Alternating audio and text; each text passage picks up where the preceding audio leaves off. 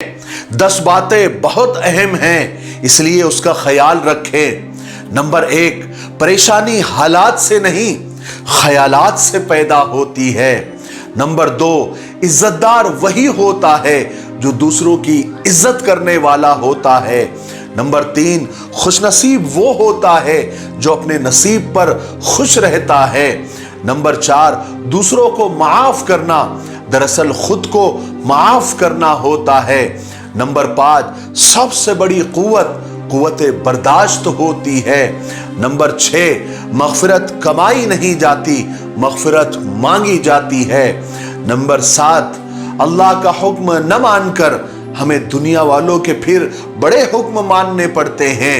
Number 8، غم کو چھپانا اپنے ساتھ احسان کرنا ہوتا ہے۔ نمبر 4، اللہ کا کرم ہے کہ اس نے ہمیں بھولنے کی صفت دے دی ہے، ورنہ ایک غم ہمیشہ کے لیے غم بن جاتا۔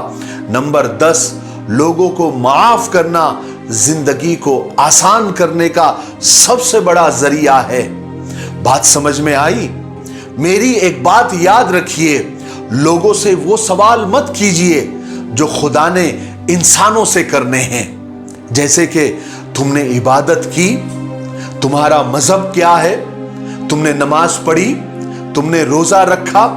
یہ سوال مت کیجئے، بلکہ لوگوں سے وہ سوال کیجئے جو انسانوں کو انسانوں سے کرنے چاہیے۔ جیسے تم کو کسی چیز کی ضرورت ہے، کیا تم بھوکے ہو، کیا تم کو کھانا چاہیے، کیا تمہیں کسی چیز کی ضرورت ہے، یہ سوال کیجئے، اور یہی سوال خدا کے یہاں بھی تم سے کیے جائیں گے۔ کچھ بات سمجھ میں آئی؟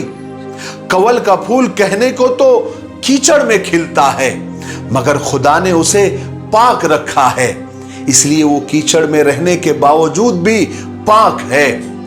دنیا آپ کے بارے میں کیا سوچتی ہے، یہ سوچنا چھوڑ دیجئے، مگر یہ دھیان ضرور رکھے کہ خدا کے یہاں آپ کیا ہیں، کیچڑ ہے یا کیچڑ میں کھلا ہوا کنول ہے۔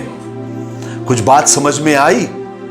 کیا آپ کو پتا ہے الفاظ کی یعنی شبدوں کی اپنی ہی ایک دنیا ہوتی ہے۔ ہر لفظ، ہر شبد اپنی ذمہ داری نبھاتا ہے۔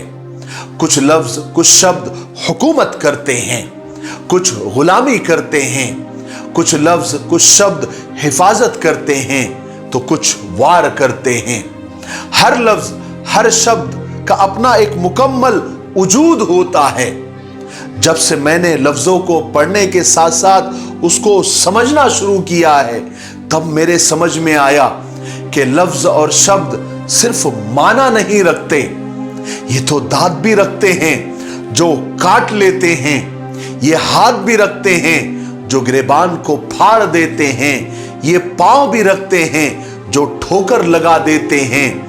ان لفظوں کے ہاتھوں میں اگر لہجے کا ہتھیار تھما دیا جائے تو یہ سامنے والے کے وجود کو چھلنی کرنے کی طاقت بھی رکھتے ہیں۔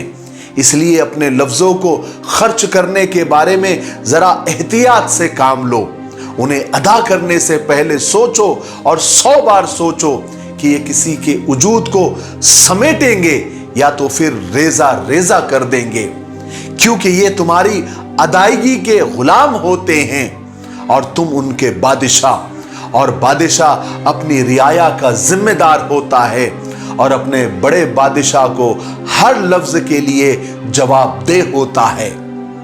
کچھ بات سمجھ میں آئی؟ دوسروں کے لیے دروازے ضرور کھلے رکھیں، لیکن کسی سے وقت کی بھیک نہ مانگے۔ میری ایک بات یاد رکھے، ان لوگوں کے لیے روزانہ میلوں چلنا، جب وقت پڑے تو وہ آپ کے ساتھ 2 قدم بھی چل نہیں سکتے، تو یہ سراسر بے وقوفی ہے۔ بات سمجھ میں آئی؟ انسان کا سب سے بڑا مسئلہ یہ ہے کہ وہ خود کو تبدیل نہیں کرتا، خود کو چینج نہیں کرتا، بلکہ وہ چاہتا ہے کہ لوگ اس کے لیے تبدیل ہو جائے، لوگ اس کے لیے چینج ہو جائے۔ یاد رکھیں، تبدیلی اور چینج انسان کے اندر ہوتی ہے۔ کوشش کرے کہ خود کو تبدیل کرے۔ آپ کے اندر کی تبدیلی آپ کے کامیابی کا پہلا قدم ہوتی ہے۔ कुछ बात समझ में आई? शिकवे अगर वक्त पर ना किए जाए तो अंदर पड़े पड़े सूख जाते हैं, बिल्कुल सूखे पत्तों की तरह। और ये सूखे हुए अल्फाज अंदर ही अंदर चुभते रहते हैं, कभी रूह से कभी जिस्म से टकराकर बचते हैं, शोर मचाते हैं, लेकिन बाहर निकल नहीं सकते और वही टकराकर दम तोड़ देते हैं। फिर इंसान आखिर टूट फूट का शिकार हो जाता है, वो एकदम मुरझा जाता है। जानते हो कैसे? बिल्कुल सूखे पत्तों की तरह। इसलिए अगर किसी से शिकवे शिकायत है तो वक्त पर कर लिए जाए और दिल को खाली कर लिया जाए। बात आप लोगों के समझ में आई? मैं ऐसे मुआशरे को और समाज को क्या नाम दूं जहां फिल्में और ड्रामे और झूठी कहानियों में दर्द तकलीफ देखकर और सुनकर लोगों को रोना तो आ जाता है, मगर हकीकत में रियलिटी में किसी को दुखी देखकर तकलीफ में देखकर लोग उसे ड्रामा समझते हैं। हैरत है, लोग सिर्फ कब्रों में नहीं हालातों और मुसीबतों में भी दफनाए हुए होते हैं। कभी किसी एक का हाथ पकड़कर उस कब्र से उसको निकालिए, अगर निकाल सको तो।